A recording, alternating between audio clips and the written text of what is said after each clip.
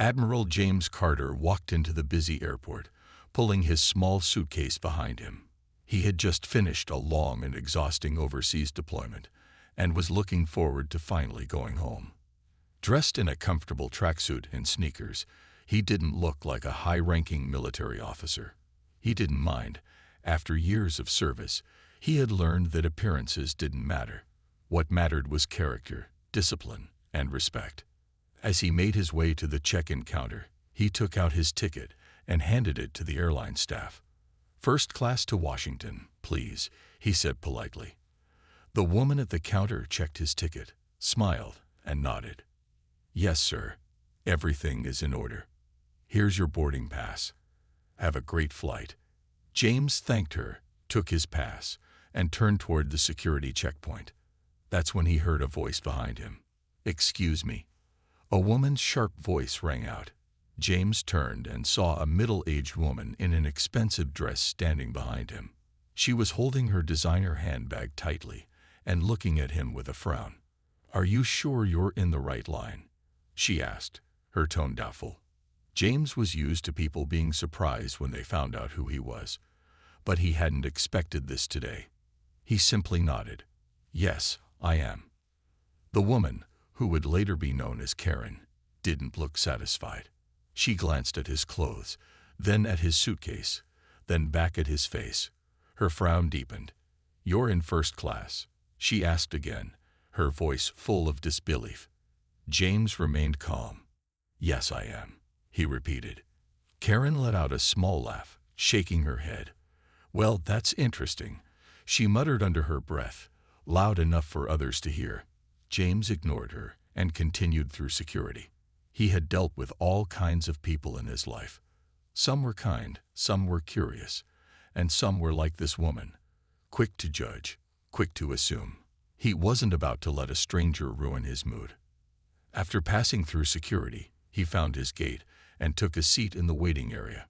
He pulled out his phone and started reading the news while waiting for boarding to begin. A few minutes later, he noticed Karen standing nearby, staring at him again. She leaned toward another passenger and whispered something. The other person looked at James, then back at her, and simply shrugged. Karen, however, was not done. She walked up to a flight attendant standing near the counter and pointed directly at James. "There must be some mistake," she said in a hushed but urgent voice. "That man over there, he can't be in first class. I think he might have taken someone else's ticket." The flight attendant, looking surprised, followed Karen's gaze and saw James sitting quietly, minding his own business. She hesitated for a moment, then said, "Ma'am, I'm sure there's no mistake. If he has a first-class ticket, then that's where he belongs." Karen crossed her arms, unconvinced. "I want to see him prove it." James, overhearing the conversation, sighed and put his phone away. He knew where this was going. The waiting area was filled with passengers, some reading, some talking, and others simply watching the time pass. James sat quietly, checking his phone, but he could feel the woman's eyes still on him. He had encountered situations like this before, and he knew exactly where it was heading. Karen, standing a few feet away, huffed impatiently. She was not the type to let things go. She walked back to the flight attendant, her voice sharper this time. "Listen, I paid good money for my first-class seat. I don't want any troublemakers up there. Are you sure that man is supposed to be in first class?" The flight attendant, a young woman with a professional smile, remained calm. "Ma'am, if he has a first-class ticket, he has every right to be there. We treat all our passengers with respect." Karen scoffed and shook her head. "I just don't believe it. People try to sneak into first class all the time. You should double-check." Hearing this, James sighed quietly. He wasn't surprised, but he was disappointed. He wasn't trying to prove anything to anyone, but he also knew that staying silent would only encourage her behavior. The flight attendant hesitated, clearly uncomfortable, but James stood up before she had to say anything. With a calm expression, he reached into his pocket and pulled out his ticket. He handed it over without a word. The flight attendant checked it, nodded, and smiled, Everything is in order, sir. You are seated in first class. Karen's face twisted with frustration. That can't be right, she mumbled. There has to be a mistake. James took his ticket back and looked directly at her. There is no mistake, he said firmly. A few nearby passengers had started to pay attention to the scene. Some exchanged looks, whispering to each other. Others simply watched, waiting to see how it would end. Karen, realizing that she wasn't going to get the answer she wanted, turned away with an irritated sigh. But she wasn't done. She sat down in the waiting area, constantly glancing in James's direction, shaking her head, as if something still didn't make sense to her. Minutes later, the announcement for first-class boarding was made. James stood up, grabbed his carry-on, and walked toward the gate. Karen, still fuming, hurried behind him, making sure she boarded right after. As they entered the plane, the flight attendants welcomed them with warm smiles. James nodded politely and made his way to his assigned seat. He placed his bag in the overhead compartment, settled into his seat, and took a deep breath. Just as he was about to relax, Karen appeared beside him, her face twisted in disbelief as she looked at the seat number on her ticket, then at his. She had been assigned the seat right next to him. James glanced at her reaction and almost smiled. This was about to be a very long flight. James adjusted his seatbelt and leaned back, ready to enjoy the flight. The soft leather seat and extra space were a welcome comfort after months of travel. But just as he was getting comfortable, he heard an irritated sigh beside him. Karen stood frozen in the aisle, staring at her seat in disbelief. Her eyes darted between her ticket and the seat number above James's head. She looked like she couldn't believe that she had to sit next to him. There must be some mistake, she muttered, shaking her head. She turned to a flight attendant who was helping other passengers. "Excuse me, but I think my seat assignment is wrong. I'm supposed to be in first class." The flight attendant gave her a polite smile. "Yes, ma'am. This is first class."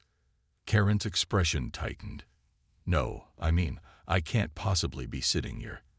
I paid for a premium experience, and I expect to be seated next to the right kind of people." James, who had been quietly listening, glanced at her but said nothing. He had a feeling she wasn't done yet. The flight attendant's smile faded slightly, sensing the tension. "Ma'am, your seat is correct. If you'd like, I can check again, but I assure you, everything is in order." Karen pursed her lips, clearly unhappy. But she had no choice. Huffing dramatically, she placed her expensive handbag in the overhead bin and sat down beside James, as if she had just been forced into the worst seat on the plane. James remained calm. He had been in far more difficult situations than this. If sitting next to someone who didn't want to be there was his biggest problem today, he would consider it an easy challenge. The plane continued to fill with passengers, and soon the flight attendants were making final preparations for takeoff. But Karen wasn't ready to let the matter go. She shifted in her seat, sighing loudly as if she were deeply inconvenienced. Then she pressed the call button for the flight attendant.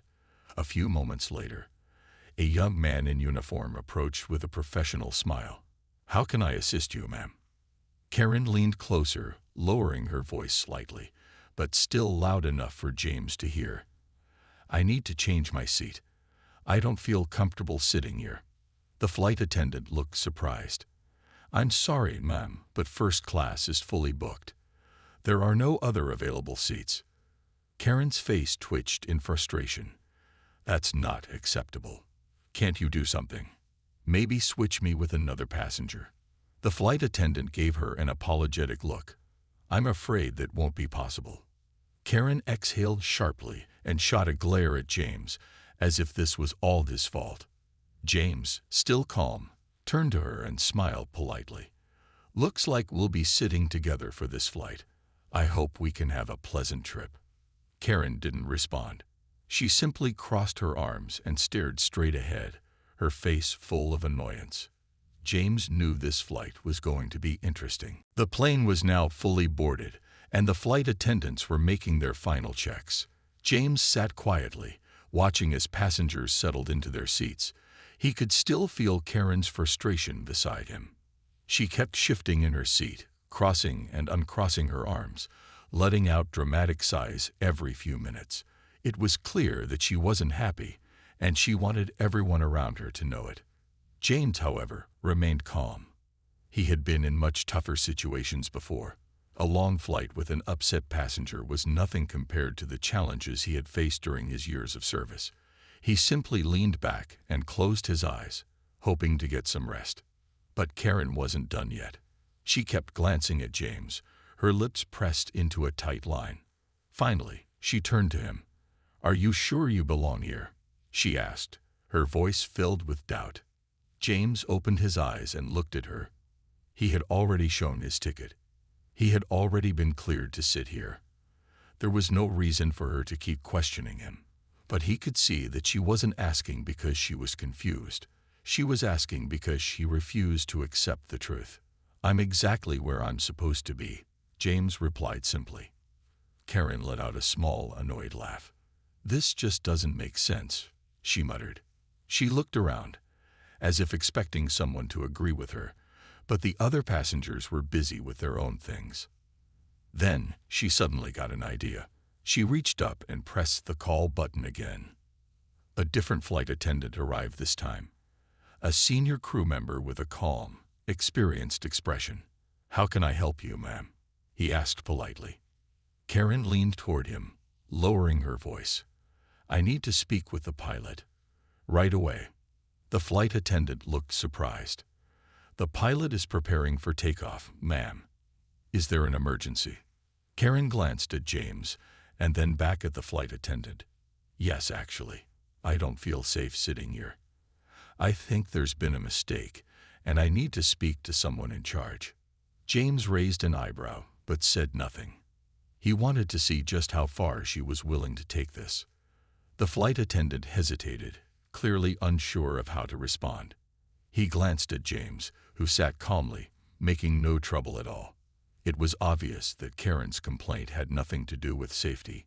She simply didn't like the fact that James was sitting in first class. Still, the flight attendant remained professional. "I will inform the captain of your request," he said before walking away. Karen sat back in her seat, arms crossed, looking satisfied. "Now we'll get this sorted out," she muttered. James couldn't help but smile slightly.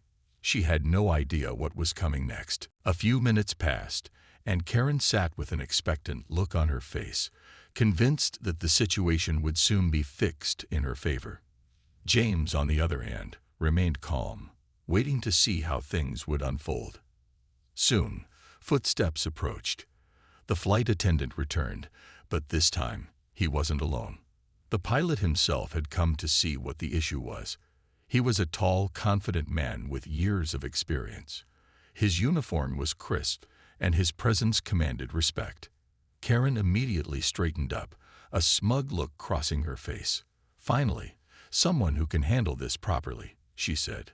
She pointed at James. "I don't feel safe sitting next to him. I think there's been a mistake with his seat. People like him don't usually fly first class, do they?" The pilot looked at Karen for a moment, then turned to James. As soon as he saw him, his expression changed. His eyes widened slightly in recognition. Then, without hesitation, he stood up straight and gave James a respectful nod.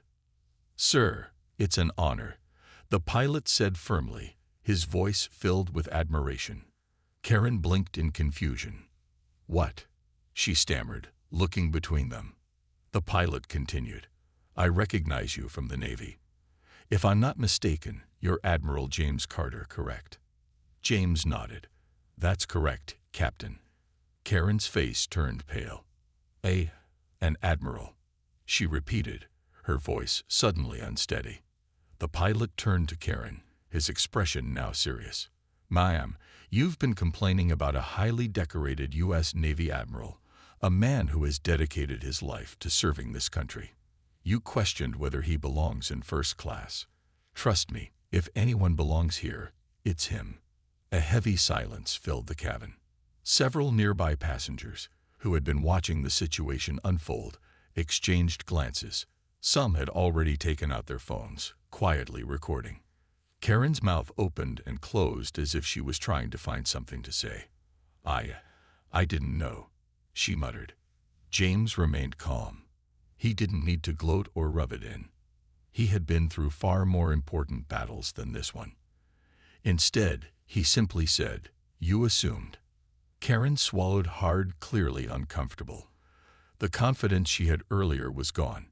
She sank into her seat, staring straight ahead, avoiding eye contact with anyone. The pilot gave James another respectful nod.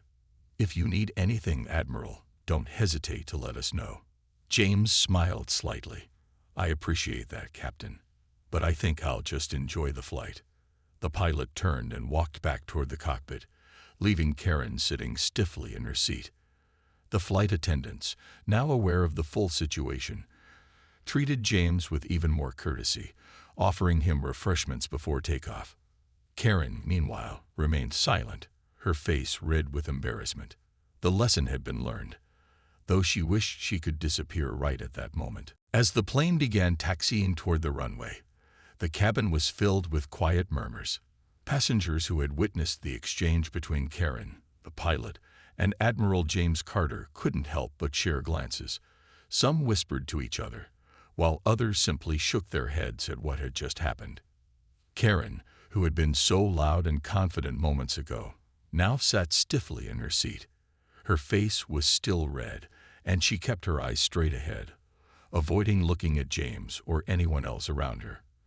It was clear that she was embarrassed, but there was nothing she could do now. James, on the other hand, remained calm, as he always did. He had dealt with much tougher situations in his career, and he wasn't the type to hold grudges. He leaned back in his seat, took a deep breath, and prepared to enjoy the flight. A flight attendant approached with a warm smile. "Admiral Carter, would you like anything before we take off? A drink? A blanket?" James smiled back. "Just some water, please." The flight attendant quickly returned with a bottle of chilled water. As she handed it to him, she glanced at Karen, who was still sitting tensely beside him. "And for you, ma'am?" she asked politely. Karen hesitated, as if she didn't know what to say. Finally, she shook her head. "No, I'm fine," she muttered. James noticed the change in her behavior. Gone was the arrogance, the loud complaints, the demanding attitude. Now she was quiet, unsure of herself. He had seen this before, people who judged too quickly, only to regret it later when they realized their mistake. The plane lifted off smoothly, and soon they were cruising high above the clouds. The hum of the engines filled the cabin, and passengers settled in for the flight. James took out a book from his bag and started reading, enjoying the peaceful moment. For a long time, Karen remained silent. But then, after what seemed like an internal struggle, she finally turned slightly toward James. She hesitated, then said in a softer voice, I didn't know you were in the Navy." James turned a page in his book before glancing at her. "You didn't ask," he replied simply. Karen looked down at her hands, fidgeting with the strap of her handbag. "I shouldn't have assumed," she admitted, her voice barely above a whisper. James didn't respond right away.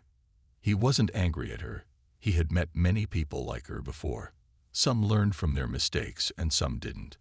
But right now, it seemed like she was realizing the error of her ways. After a brief pause, James nodded. "That's true," he said, "but now you know." Karen gave a small, embarrassed nod and looked away. She didn't say anything else, but the lesson had been learned. The rest of the flight continued in peaceful silence. The flight continued smoothly, with the soft hum of the engines filling the cabin. The flight attendants moved through first class, serving meals and drinks to the passengers. James quietly sipped his water and continued reading his book, fully at ease. Karen, on the other hand, seemed lost in thought. She no longer fidgeted, no longer sighed dramatically, and no longer looked around for someone to agree with her. Instead, she sat still, occasionally glancing at James, as if trying to find the right words to say. After some time, dinner was served. The flight attendant placed a well-prepared meal in front of James with a polite smile. "Enjoy your meal, Admiral." Karen, hearing this title again, glanced at James. Her lips parted slightly, as if she wanted to say something, but she hesitated. Instead, she quietly accepted her own meal and picked at the food without much enthusiasm. The silence between them stretched, until finally, Karen took a deep breath and spoke. "Can I ask you something?"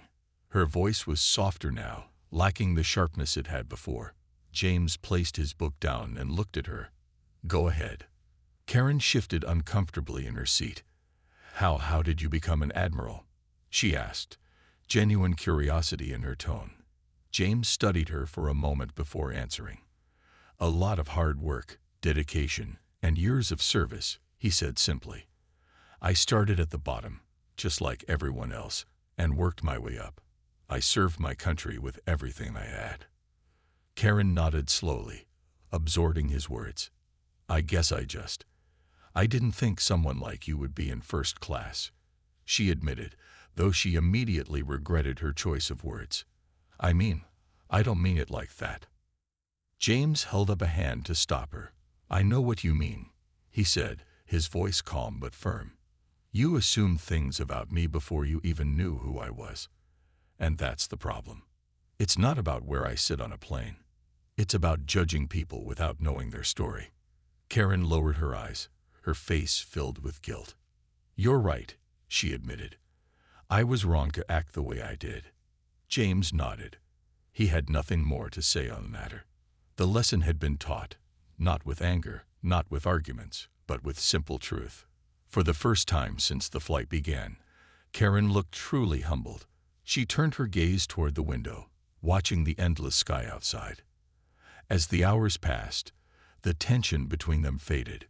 Karen no longer held herself stiffly, and James returned to his book, undisturbed. Some lessons in life were learned the hard way. And for Karen, this flight had become one of those moments.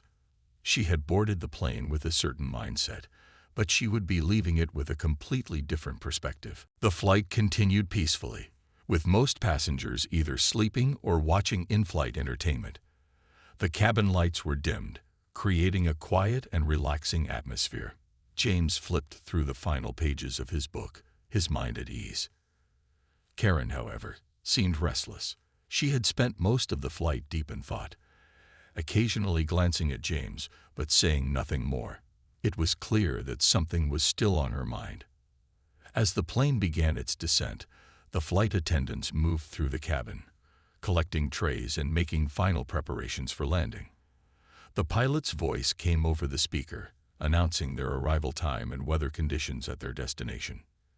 Karen finally took a deep breath and turned to James. "I just want to say, I'm sorry," she said, her voice sincere.